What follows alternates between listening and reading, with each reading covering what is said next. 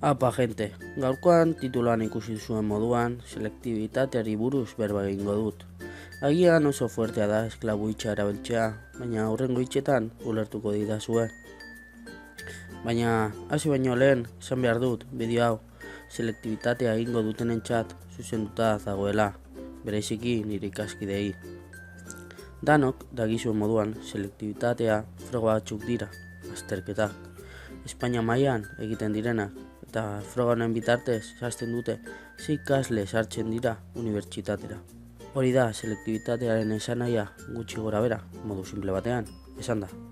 Baina ni baina hobeto jakingo duzue zer den. 2 urte egon gara, nik 3, froga hausia antolatzen.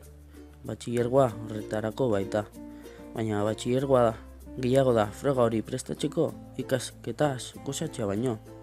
Programatuta baitago, horrekin bat dator aurten gertatukoarekin.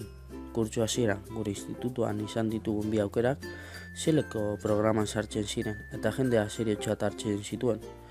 Baina denbora pasa eta esan zigutenean aukera horiek seleko programatik kendu zituztela, jende asko ez zion eman behar zaion garrantzia, hau da, asignatura horietaz paso egiten zuen. Eta nire ikuspuntutik hartu dituzun aukerak gustatzen zaizkizulakoan aukeratu dituzu. Edo hori da nik pentsatzen dudana. Batzuk jakingo duzu ezertaz ari naizen, baina beste batzuk agian ez.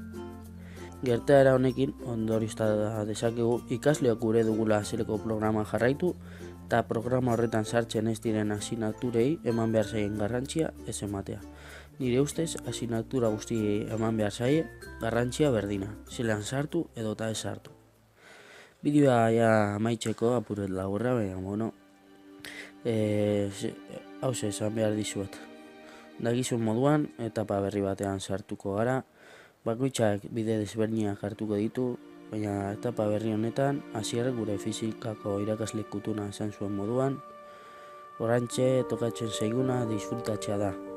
Gure dugunarekin arro sentitzea eta benetan gustatzen zaiguna egin. Ez du inporta, bidean zenbat oztopo egongo diren, gaindituko ditugulako.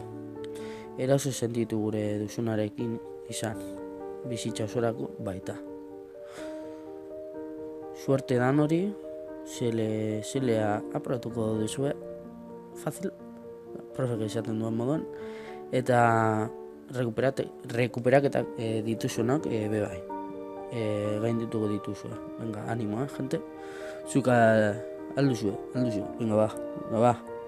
Hala, beste batera arte.